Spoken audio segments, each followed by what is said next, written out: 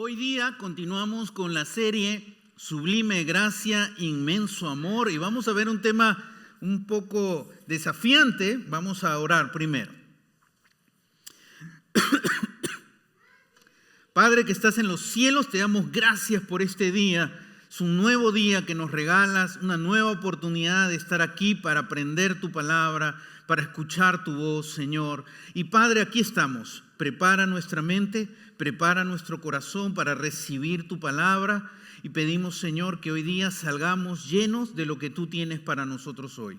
Te lo pedimos en el nombre de Jesús. Amén. Había un hombre llamado Jonathan Newton.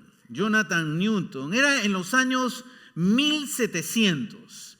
Él tuvo una vida un poco complicada, una vida compleja, pero al final logró ser el dueño de un barco. Su sueño era poder ser el capitán de un barco y lo logró. Logró tener un barco y navegaba y trabajaba en ello por diversos lugares, pero su comportamiento era muy pecaminoso. Los que hacen la biografía de John Newton, dicen que su conducta era una conducta muy incorrecta. Siempre tenía nuevas palabras malas en su boca y siempre se burlaba de Dios. Constantemente se burlaba de Dios. Y aún más él pensaba que él tenía que ser así porque era el capitán de marineros, y con marineros uno tiene que ser grosero, agresivo. Así que ese era el estilo de vida de él. Y un día que estaba navegando, yéndose rumbo a Inglaterra, empieza a llegar una tempestad que empieza a mover el barco, y en medio de ese momento los marineros ya manejan la tempestad, saben cómo asegurar el barco, pero él se dio cuenta que estaban entrando en una tempestad que estaba amenazando no solamente con perder el barco, sino con las vidas de las personas que estaban ahí. Él empezó a darse cuenta que se estaba enfrentando a la misma muerte, y en ese momento él pensó en Dios. Él dejó de burlarse de Dios y él pensó en Dios. Pero lo curioso es que en ese momento él pensó que Dios podía rescatar a cada persona que estaba en el barco, menos a él. Menos a él. Y él dijo: yo no creo ser digno de que Dios me rescate por la vida que he llevado, por la forma como él había vivido. Pero Dios en su misericordia y en su gracia hizo que ellos sobrevivieran esa tempestad, pero aún John Newton continuaba viviendo una vida incorrecta, contraria a Dios, hasta que un día Dios lo quebrantó y él realmente entendió algo. Entendió que el amor de Dios es para gente pecadora, imperfecta como él. Un día él entendió algo, que la gracia de Dios, la misericordia de Dios puede llegar a su vida. Él no tiene que ganarse el amor de Dios, porque nadie puede ganarse el amor de Dios. Y ese día él permitió que el amor de Dios llegara a su vida. Su vida fue transformada y desde ese día hasta sus últimos días en la tierra vivió sirviendo a Dios. La gente se quedó sorprendida, maravillada de ver un hombre que vivía una vida de las características que les he compartido, burlándose de Dios, ahora alabando a Dios. Tal así que él compuso un himno que es titulado Sublime Gracia. Él es el autor de ese himno clásico que es cantado por la iglesia cristiana desde los 1700 hasta el día de hoy. Es una letra maravillosa la que tiene ese himno, donde habla del gran amor de Dios y que nosotros somos inmerecedores, pero podemos recibirlo por pura gracia. Tan impactante es ese himno que un gran predicador, famoso predicador, Moody, lo tenía en sus campañas. Cuando tenía las campañas, él pedía que ese himno sea parte de la alabanza de sus campañas evangelísticas. ¿Sabes? Hay personas que piensan que han hecho algo terrible en su vida, y piensan y se preguntan, ¿realmente Dios puede amarme a pesar de mi pasado? ¿Realmente el amor de Dios es tan grande que puede alcanzarme aún con las cosas que yo he hecho? Hay gente que cree que el amor de Dios tiene un límite, pero hoy día vamos a aprender un amor de Dios tan grande que es el amor de Dios hacia un traidor. El amor de Dios hacia un traidor. Hay un personaje en la Biblia que caminaba cerca de Jesús. Era parte de los discípulos de Jesús, caminaba con él, escuchaba sus enseñanzas. Los discípulos que estaban alrededor de él lo miraban con confianza, y te voy a decir por qué lo miraban con confianza. Él era el tesorero de ellos. Tú no pones como tesorero a alguien que sospechas algo, ¿no es cierto? No, a él no lo pongas como tesorero por nada. Judas era el tesorero, era el que llevaba la bolsa. Ninguno de los discípulos sospechaba que él iba a ser un gran traidor. Ni aun cuando Jesús lo reveló, ellos comprendieron y ellos entendieron que Judas iba a ser algo sumamente malévolo. Y hoy día vamos a ver cómo Jesús incluye a Judas. ¿Cómo llega Judas a ser parte del círculo más íntimo de Jesús? Forma parte de los 12. ¿Cómo entró? Hizo trampa. ¿Cómo va a entrar Judas al grupo de Jesús? Vamos a ver Lucas capítulo 6, versículo 12 al 16. Y mira lo que dice. Por aquel tiempo se fue Jesús a la montaña, ¿a qué? A orar. Y pasó toda la noche en oración a Dios. Iba a tomar una decisión importante y está en comunión con su Padre. Versículo 13. Al llegar la mañana, después de toda la noche de oración, llamó a sus discípulos y, ¿qué dice? Escogió. No, ellos no se eligieron para ser parte de los discípulos, para entrar al círculo íntimo de Dios, de Jesús. Tenían que ser escogidos. Escogido era algo intencional, algo que se tenía que hacer. ¿Y escoge a cuántos? 12 de ellos, a los que nombró apóstoles. Simón, quien se le llama Pedro, su hermano Andrés, Jacobo, Juan, Felipe, Bartolomé, Mateo, Tomás, Jacobo, hijo de Alfeo, Simón, al que llamaban Celote, Judas, hijo de Jacobo, y Judas Iscariote, que llegó a ser el traidor. Así que Judas no entra al círculo íntimo de Jesús por haciendo alguna trampa. Jesús, en su misericordia, Él lo incluye en su círculo más íntimo. Incluye a todos los que estaban ahí, eran hombres imperfectos. Pedro, un hombre imperfecto. Jacobo y Juan, conocidos como hijos del trueno. Tomás, otro hombre imperfecto. Inclusive Judas, también hombre pecador, estaban ahí. La gracia de Dios es derramada sobre hombres imperfectos. La gracia de Dios no va a llegar sobre personas perfectas. La gracia de Dios, el amor de Dios es derramado sobre hombres imperfectos como tú y como yo. Con pecados, con errores, con fallas. Y a pesar de todo eso, el amor de Dios es tan grande que eligió gente débil, gente pecadora, inclusive a Judas. y también sobre él derramó su gran amor. ¿Jesús sabía que Judas lo iba a traicionar? Por supuesto que sí. Él sabía, pero Dios mostró su gracia y su amor.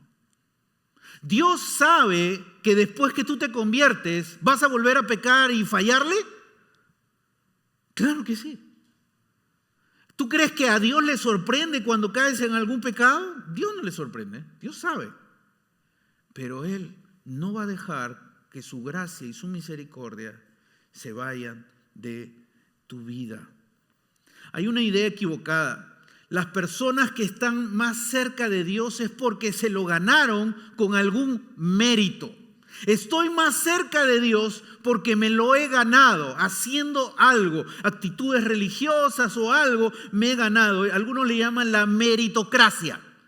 Logro algo por mis méritos. Logro estar más cerca de Dios porque mis méritos lo hacen. Tengo una noticia. Dios no te ama por tus méritos. Dios te ama porque Él es amor.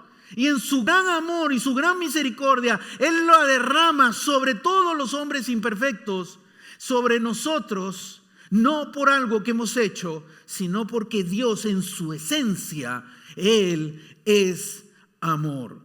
Ahora, cada persona toma una decisión frente al amor de Dios que es derramado sobre cada persona.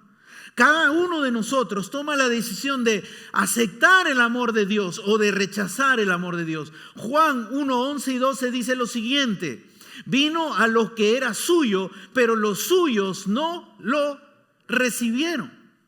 Entonces algunos reciben el amor de Dios, pero no les llega el amor de Dios, pero no lo reciben en su corazón, no lo reciben realmente profundamente en su vida. Mas a cuantos lo recibieron, algunos, más a cuantos son algunos que sí reciben ese amor que Dios derrama sobre todos. ¿Cómo lo reciben? Creyendo en su nombre, creyendo en Jesús. Les dio el derecho de ser, ¿qué cosa? Hijo de Dios. En ese momento que tú recibes el amor de Dios sobre personas imperfectas, cuando tú lo recibes por fe, creyendo en Jesús, en ese momento tú te transformas y te conviertes en ese mismo instante en un hijo, en una hija de Dios, como fue la vida de John Newton.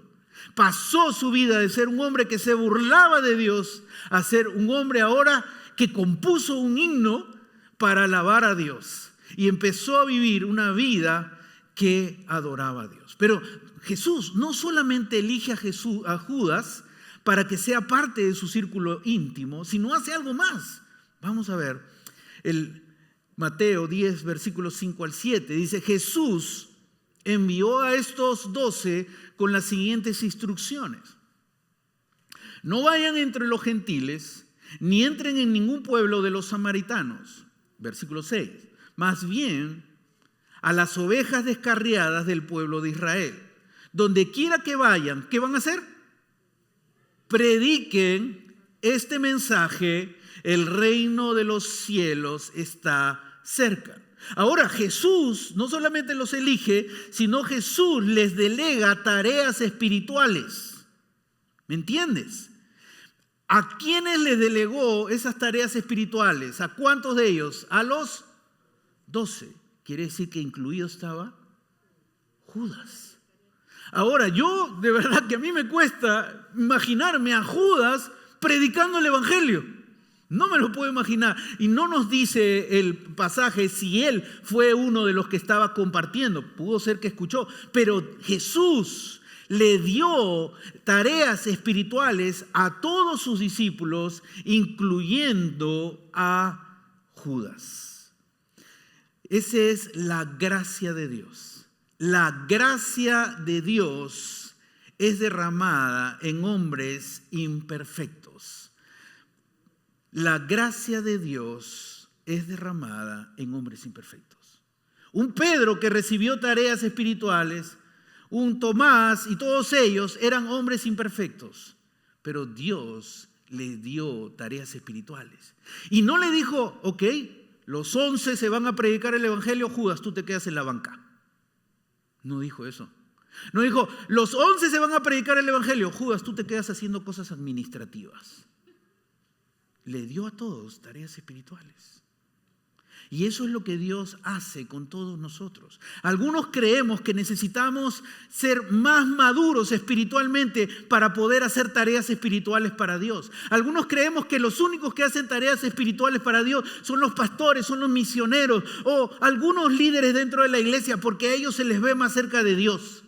Y no entendemos que todos nosotros podemos servir a Dios por pura gracia.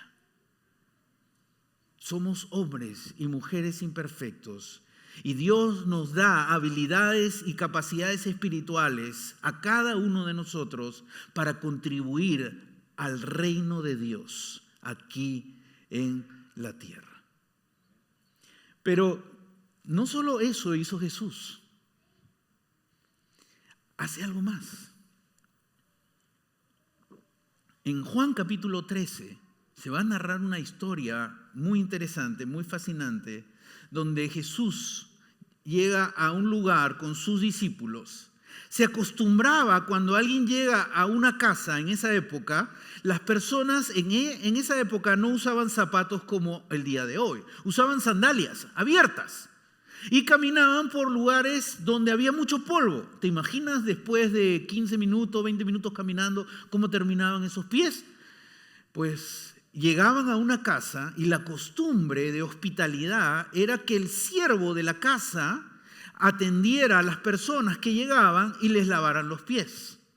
A lo mínimo, si no tenía siervo, la persona tenía que proveerle el agua para que las personas se laven los pies. Era un acto de cortesía. Jesús estaba con sus discípulos en un momento muy importante dentro de una casa. Ninguno de ellos se levantó y dijo, voy a lavar los pies. Mateo no dijo, yo lavo los pies. Nadie. ¿Por qué? No se sabe, pero yo me imagino, es mi imaginación, no estoy diciendo que el texto lo dice. ¿Yo voy a lavar los pies de Pedro? ¿Seré yo menor que Pedro? ¿Yo voy a lavar los pies del otro? ¿Por qué voy a servirle? Y ninguno de ellos se atrevió a lavar los pies a Jesús ni a los otros. En ese momento Jesús hace algo que rompe el esquema de todos ellos. Es el maestro, es el líder, es el Hijo de Dios en la tierra. Y en ese momento él agarra una toalla y él empieza a lavar los pies de cada uno de ellos. Y ellos se quedan sorprendidos. ¿Por qué le lavan los pies a cada uno de ellos? Juan capítulo 13, versículo 1 dice algo bien interesante. Se acercaba la fiesta de la Pascua. Jesús sabía que le había llegado la hora de abandonar este mundo para volver al Padre. Sabía que iba a morir. Sabía que iba rumbo a la cruz. Y que luego resucitaría y ya no podría estar con sus discípulos en la tierra. Y él los amaba. Y dice, y habiendo amado a los suyos, se refiere a los discípulos, y no dice, excepto Judas. No, habiendo amado a los suyos que estaban en el mundo, los amó hasta el fin. Y en ese pasaje se narra cómo Jesús le lava los pies a sus discípulos como un acto de amor y un acto de servicio hacia ellos, dándoles una lección grande y valiosísima. ¿Merecían ellos que Jesús les lavara los pies? No. ¿Merecía Judas que le laven los pies? Que le corten los pies, ¿no? Yo me imagino estar ahí, sé que me va a traicionar de esa manera. ¡Guau! Porque yo soy así, pero Jesús no es así. Su amor es tan grande que lavó con amor los pies de Judas. Imagínate esa escena donde Judas ve cómo Jesús está lavando sus pies. Lo había elegido para estar parte del círculo más íntimo. Le había dado tareas espirituales. Le lavó los pies con humildad suficiente, yo diría, para arrepentirse y reconocer su pecado y pedir perdón. pero Judas no lo hizo. Por eso digo, el amor grande de Dios es sobre todos, pero algunos lo reciben y otros no lo reciben. La gracia de Dios en ese momento de lavar los pies es derramada sobre hombres imperfectos. La gracia de Dios es derramada en hombres imperfectos. Ahora, una pregunta que nos podemos hacer es, ¿por qué Judas permaneció al lado de Jesús si él no creía en Jesús? ¿Por qué él estaba en el círculo más íntimo? ¿Por qué permaneció 3 años y medio al lado de Jesús si no creía en Jesús?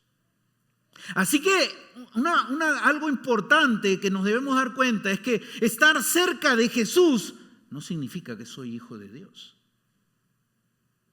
Judas estaba cerca de Jesús 3 años y medio.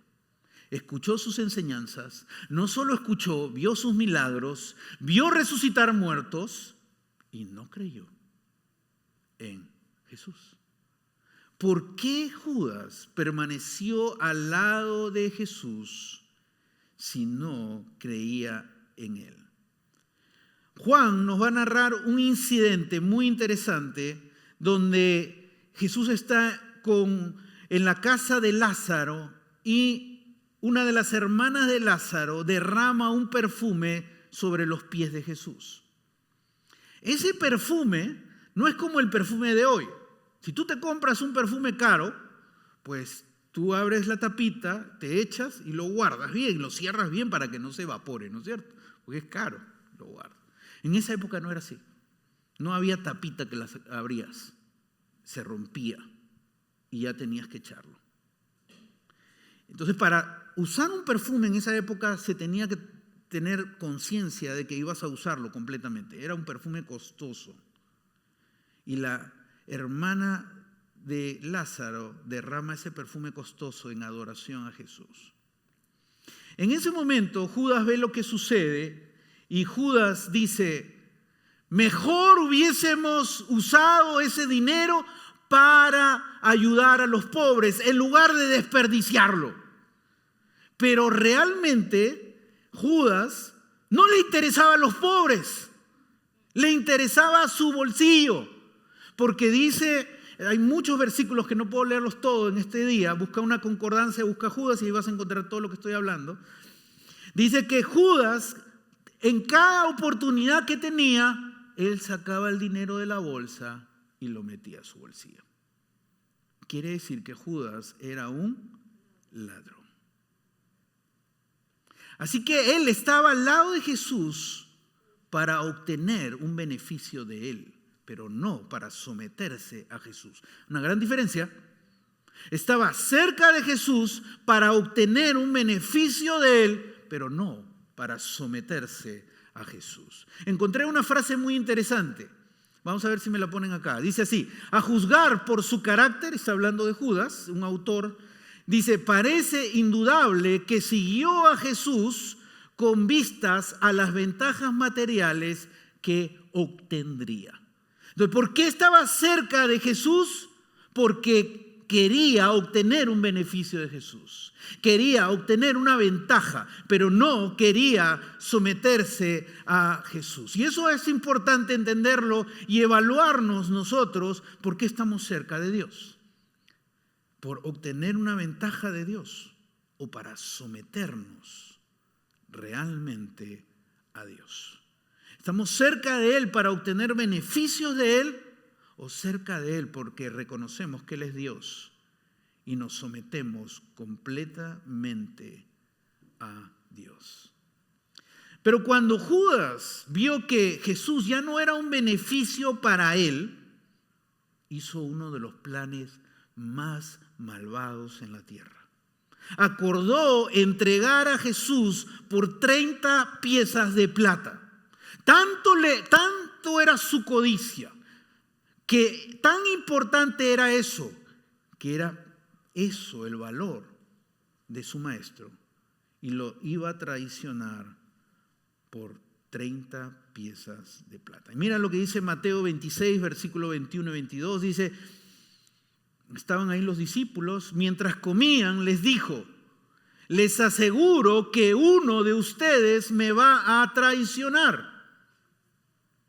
Entonces los discípulos se entristecieron mucho y uno por uno comenzaron a preguntarle, ¿acaso seré yo, Señor? Jesús, ¿qué está haciendo en esa comida con sus discípulos? Está revelando que hay un plan de alguien de ellos, uno de ellos, que lo va a traicionar. Ellos no se imaginan que Judas, por eso cada uno de ellos dice, ¿seré yo, Señor? Y sigue la palabra de Dios en el siguiente pasaje, 25. ¿Acaso seré yo, Rabí? Le dijo, ¿quién? Si yo me veo traicionado, me veo descubierto, el plan mío está descubierto. Generalmente cuando uno está descubierto, me descubrieron. Por lo menos por vergüenza. Hoy sí tienes razón, me descubriste. Pero mira a Judas. Por eso él no creía. Tenía un corazón endurecido, decidido a no creer. Y dijo, ¿seré yo? ¿Más cínico? ¿Más hipócrita? ¿Seré yo? ¿Y qué dice Jesús? Tú lo has dicho. Tú lo has dicho. Y aún más, le dice, lo que tienes que hacer, en otro pasaje de la Biblia dice, lo que tienes que hacer, hazlo pronto. Jesús no lo detiene. Jesús sabe las intenciones terribles y malévolas que había en el corazón de Judas. Pero finalmente, cuando Judas se da cuenta de lo que ha hecho, corre hacia los religiosos y lo que antes era valioso para él, esas 30 piezas de plata, que era valioso para él, ahora ya no valía nada, porque vino corriendo y dijo, he cometido un pecado. Y ellos le dijeron, allá tú, quiere decir, es tu responsabilidad. Y en eso él tira las 30 piezas de plata. Lo que antes era de valor, ahora ya no tenía valor. Antes él quería controlar su vida y no perder nada que para él tiene valor. Yo no voy a perder eso. Y ahora él reconoce que eso no tiene valor. Y así hay gente en el mundo que se afana por tener cosas que cree que son de gran valor hasta que se confronta, como John Newton se confrontó con la muerte y él no dijo, Señor, mi barco, ¿qué le va a pasar a mi barco? Entendió que era realmente de valor y empezó a reconocer su error. Pero solo hubo remordimiento, pero no hubo arrepentimiento. Remordimiento es cuando te sientes mal, pero no arreglas tus cuentas con Dios. Judas no fue ante Dios y dijo, he pecado contra ti. No fue ante Dios, fue ante los sacerdotes. Y mira cómo termina cuando él trata de arreglar lo que él hizo en Mateo 27, 5. Dice lo siguiente. Vamos a leer este pasaje y después leemos el 27. El traidor les había dado esta contraseña. Al que le dé un beso, ese es, arréstenlo. Enseguida Judas se acercó a Jesús y lo saludó. Rabí, le dijo, y lo besó. Esa era la seña de la traición. Lo iba a traicionar con un beso. ¿Cómo reacciona Jesús? ¿Cómo lo llama? Amigo. Le replicó Jesús, ¿a qué vienes? Amigo, ¿a qué vienes? Aún en ese momento Jesús está mostrando a él su misericordia, y yo creo que ahí tendría la oportunidad de arrepentirse. Pero finalmente Mateo 27:5 dice lo siguiente: entonces Judas arrojó el dinero en el santuario, salió de allí, luego fue y se ahorcó. Así terminó la vida de Judas. No recibió el amor de Dios, no porque el amor de Dios no estuvo cerca de él. ¿Has visto cuántas veces el amor de Dios estuvo cerca de él? Pero él decidió no arrepentirse y no aceptar la gracia de Dios en su vida. Judas trató de controlar su vida y tuvo que aceptar las consecuencias de sus propios actos. Cuando tú y yo tratamos de controlar nuestras vidas, pues nosotros somos responsables de lo que sucede. Pero cuando tú y yo nos sometemos a Dios, Dios se encarga de nuestras vidas. Dios obra en hombres imperfectos que se someten a Él. La gracia de Dios es derramada en hombres imperfectos. Recíbela hoy y disfrútala. Judas no lo recibió, pero Pedro lo recibió. Pero Tomás lo recibió y experimentaron un cambio radical en sus vidas. John Newton la recibió y pudo descubrir la nueva vida con Dios. Hoy día nos debemos preguntar, ¿por qué estamos cerca de Dios? ¿Porque queremos algún beneficio de Él o porque queremos someternos a Él? ¿Cómo realmente yo puedo someterme a Él? Juan 1:12 dice lo siguiente: mas a cuantos lo recibieron, a los que creen en su nombre, les dio el derecho de ser hijo de Dios. Si tú no has recibido a Jesús en tu vida, no has creído totalmente en Él y no te has sometido al señorío de Jesús, aún no eres hijo de Dios. Hay una mentira que circula por el mundo. Dice, todos son hijos de Dios. La Biblia dice que para ser hijo de Dios tienes que recibir la gracia de Dios. Judas no la recibió, otras lo recibieron.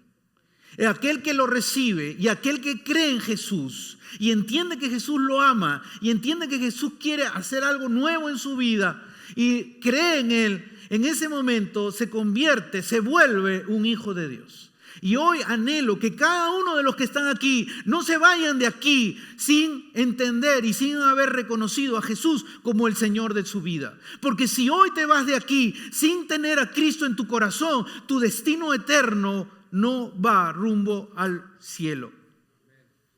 Tu destino eterno va a un camino que Dios no quiere para ti.